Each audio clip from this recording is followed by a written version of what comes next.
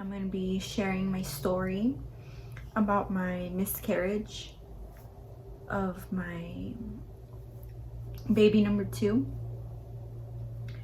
And I just want to say I am not doing this video for any attention or any pity or anything like that. This is just a video so I could go ahead and inform other women about these things that could happen. I was 6 weeks pregnant when I found out, when I took a positive pregnancy test.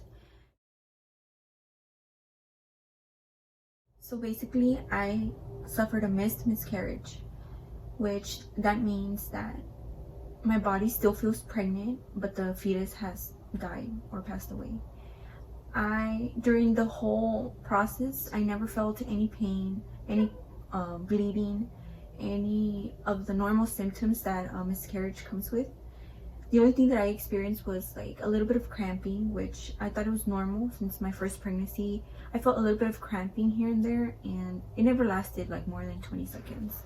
So I just, I never felt anything wrong. 4 weeks had passed already where I decided that, you know, I need to confirm my pregnancy and see the baby and everything.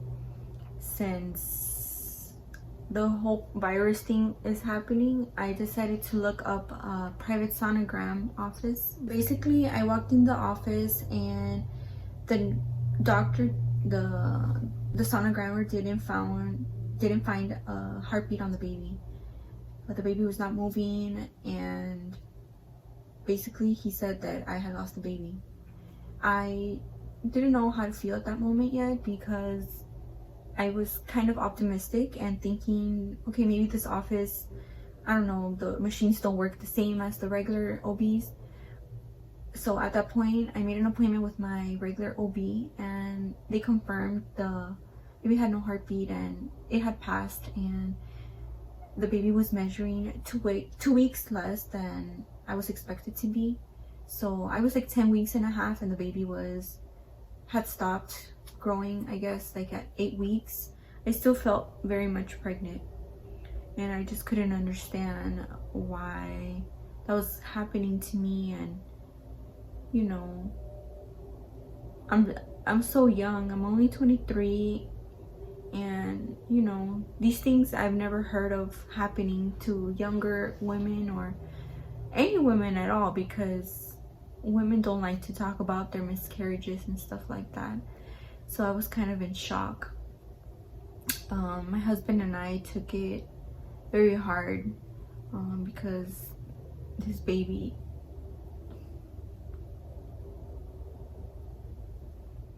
I thought I was pregnant already for 10 weeks. I was tracking it on like 6 different pregnancy trackers. We already felt that the baby was gonna be a boy. You know, we already started loving this baby and, you know, thinking about the future and how my daughter would be with her sibling. So we took it very hard. Well, at that point, I just felt like nobody understood what I was going through. Obviously, it needs to come out. So I started looking for a new OBGYN that would take my insurance and that would cover I found this new doctor who had given me the option to either take a pill, like an abortion pill, and, you know, help my body take it out on its own, or to do a DNC, which is surgically removing and sweeping everything from my uterus.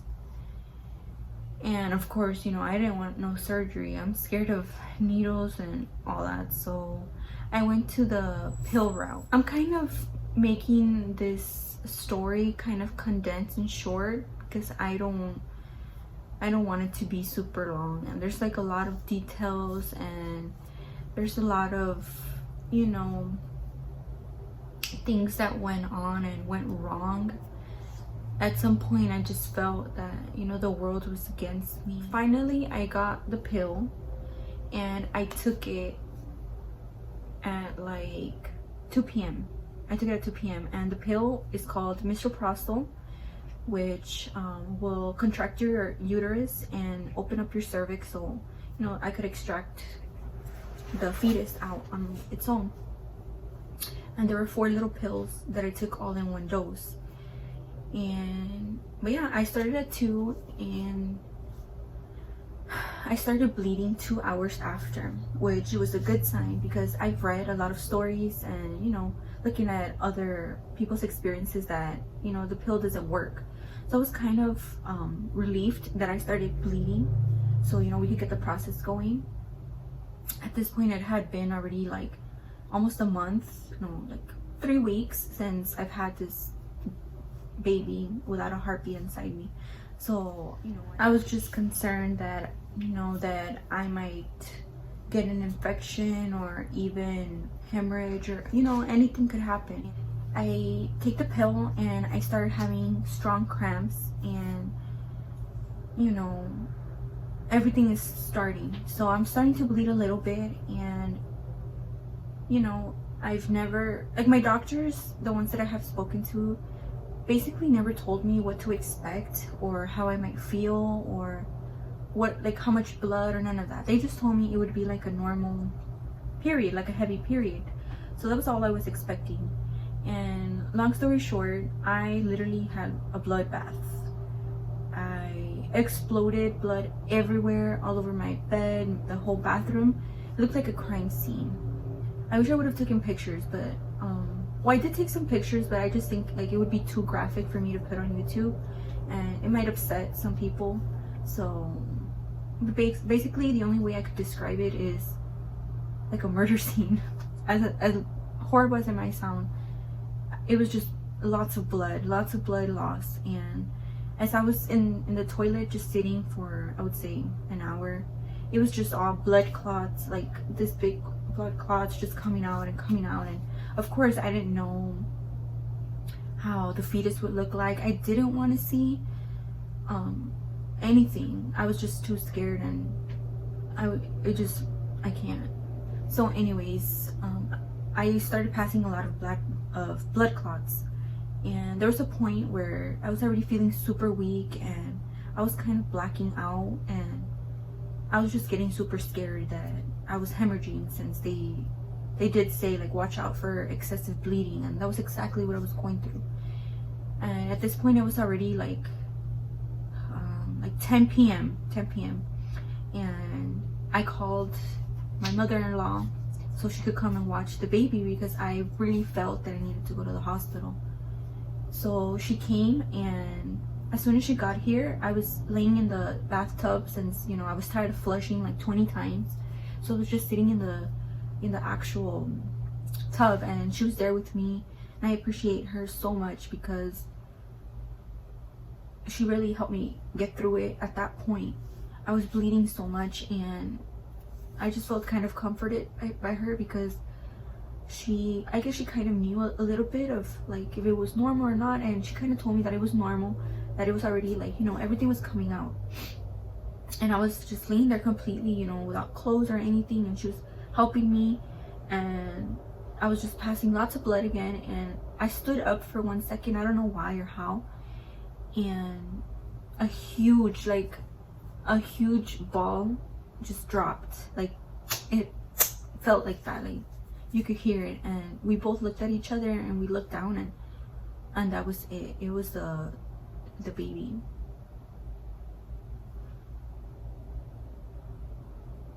She took it out and, you know, kind of inspected it on her own. I didn't want to see anything, so she took that, and other things were coming out. So she basically just collected everything and inspected.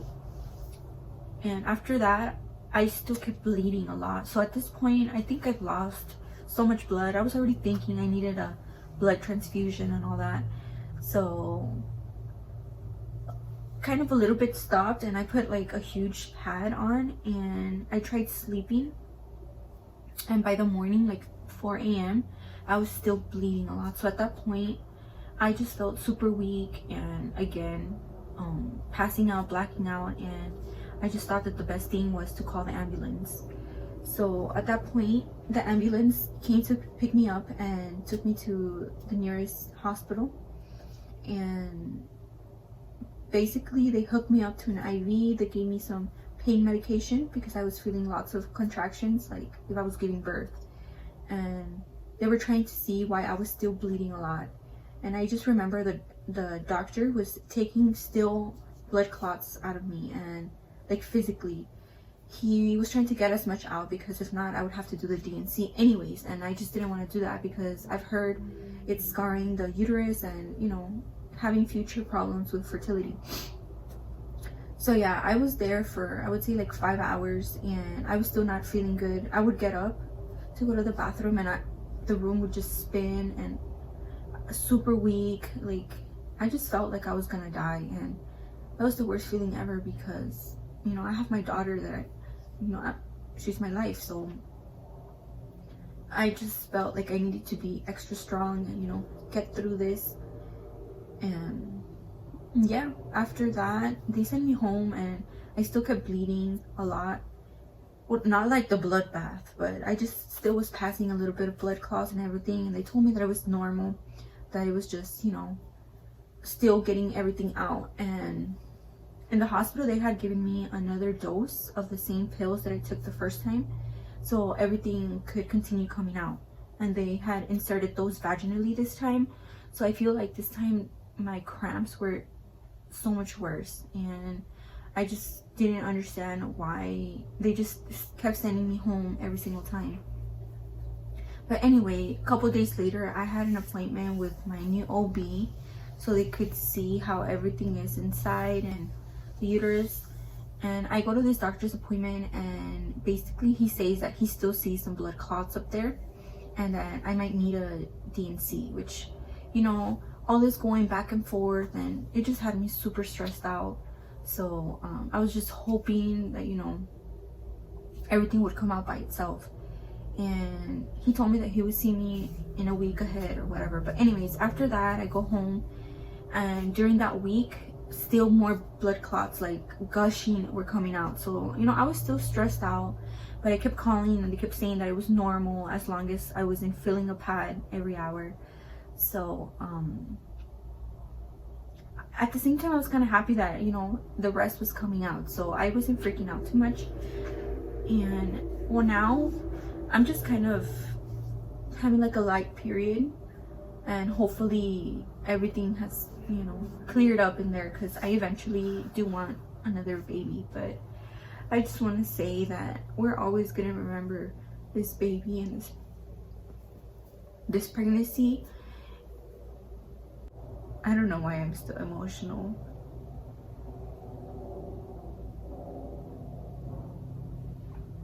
The baby is in heaven right now with my grandfather. And I know that someday I am going to be able to give Victoria a brother or a sister.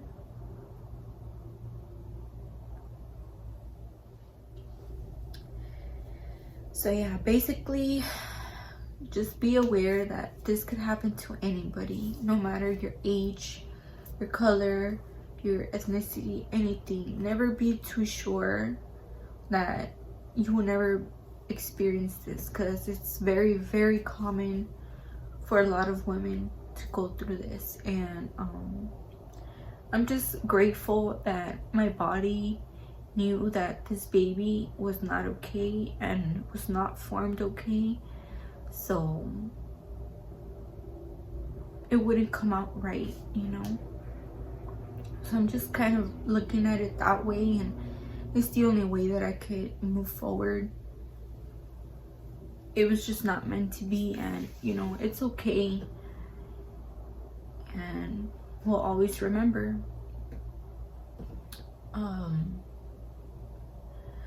But yeah, if you have any questions or anything that you want to leave, go ahead and comment down below, and I'll be answering anything that you need to know.